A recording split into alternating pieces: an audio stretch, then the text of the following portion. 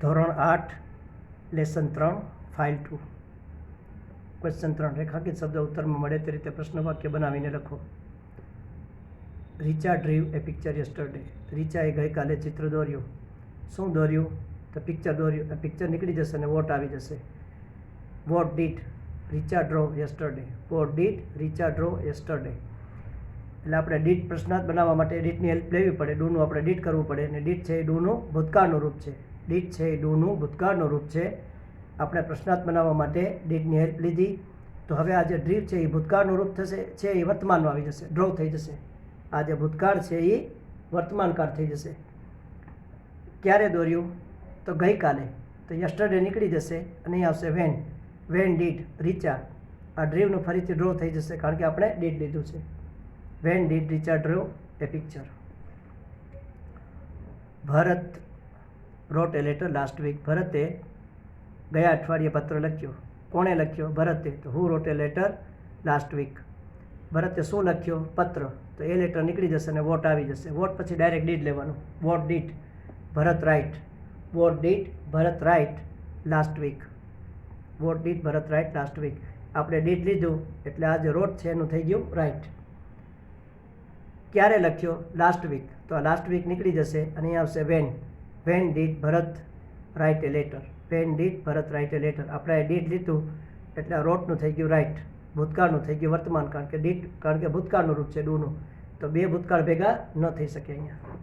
Grand mother sang એ ભજન. દાદીમાએ ભજન ગાયું. કોણે ગાયું? દાદીમાએ. એટલે ગ્રાન્ડ મધર નીકળી જશે. ગ્રાન્ડ મધર નીકળી જશે ને હુ આવશે. હુ સેંગ એ ભજન. હુ સેંગ એ ભજન. કોણે ભજન ગાયું? દાદીમાએ ભજન ગાયું.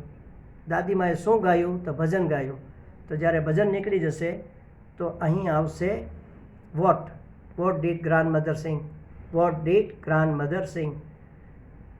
આ ભૂતકાળનું રૂપ ડીડ આવ્યું તો અહીં જે સેંગ હતું એનું વર્તમાન થઈ જશે સિંગ. આ ભૂતકાળનું રૂપ ડીડ આવી ગયું એટલે આ સેંગ ભૂતકાળ છે એનું વર્તમાન થઈ જશે સિંગ. દર્શન gave a speech in the morning. દર્શને સવારમાં ભાષણ આપ્યું. કોણે આપ્યું? દર્શન. તો દર્શન નીકળી જશે ને હુ આવશે. Who gave a speech in the morning. ક્યારે આપ્યું? તો કે સવારના પોરમાં. ઇન ધ મોર્નિંગ નીકળી જશે અને અહીંયા આવશે when. When did when did Darshan give a speech. When did Darshan give a speech. જ્યારે અહીં ડીડ આવ્યું તો આ ગેવ છે એનું થઈ ગયું ગીવ. ભૂતકાળનું થઈ ગયું વર્તમાનકાળ. Mother went to the market yesterday. બા ગઈકાલે માર્કેટે ગઈ. મધર નીકળી જશે ને હુ આવશે. Who went to the market yesterday. ક્યાં ગઈ? તો કે ટુ ધ માર્કેટ. માર્કેટે ગઈ. આ સ્થળ દર્શાવનારું શબ્દ નીકળી જશે ને વેર આવશે. Where did mother go yesterday. Where did mother go yesterday. અહીં ડીડ આવ્યું તો આ વેન છે ભૂતકાળ છે એનું વર્તમાન શું થઈ જશે? ગો. ક્યારે ગઈ? તો ગઈકાલે ગઈ. તો યસ્ટરડે નીકળી જશે અને અહીં આવશે when. When did mother go to the market. When did mother go to the market. ફરીથી પાછું એ જ કે આ ડીડ આવ્યું એટલે વેન્ટનું થઈ જશે ગો. ભૂતકાળનું થઈ જશે વર્તમાન. Sarala put the book in the cupboard. સરલા કપબર્ડમાં પુસ્તક મૂકે છે. કોણ મૂકે છે? સરલા. સરલા નીકળી જશે ને હુ આવશે. Who put the book in the cupboard. શું મૂકે છે? તો કે પુસ્તક મૂકે છે. એટલે આ ધ બુક નીકળી જશે અને અહીં વોટ આવશે. What did Sarala put in the cupboard. What did Sarala put in the cupboard. ક્યાં મૂકે છે? તો કે કબર્ડમાં. ઇન ધ કબર્ડ નીકળી જશે અને અહીં આવશે where. Where did Sarala put the book. Where did Sarala put the book. Did છે ભૂતકાળનું રૂપ છે ડુનું. તો જ્યારે ડીડ આવે પ્રશ્નાર્થ બનાવવા માટે ડીડની હેલ્પ લેવી જ પડે. તો જ્યારે ડીડ આવે તો આજે ભૂતકાળ હોય એનું વર્તમાન થઈ જાય. પણ આ પુટના તો ત્રણેય રૂપ સરખા જ છે. પુટ પુટ ને પુટ. એટલે આ પુટનું આ ભૂતકાળનું રૂપ છે અને જ્યારે આપણે અહીં લીધે છે એ વર્તમાનનું રૂપ છે. The children sat in the hall in the morning. બાળકો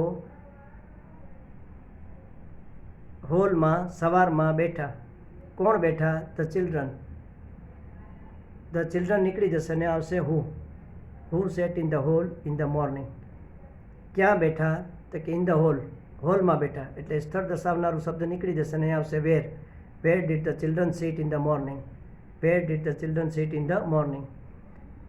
બાળકો ક્યારે હોલમાં બેઠા? સવારે બેઠા. તો ઇન ધ મોર્નિંગ નીકળી જશે અને વેન આવશે. When did the children sit in the hall. When did the children sit in the hall. એટલે અહીં ડીડ શબ્દ આવ્યું એટલે આ સેટ છે એનું સેટ થઈ ગયું. ભૂતકાળ છે એનું વર્તમાન થઈ ગયું, કારણ કે ડીડ છે એ ડુનું ભૂતકાળનું રૂપ છે.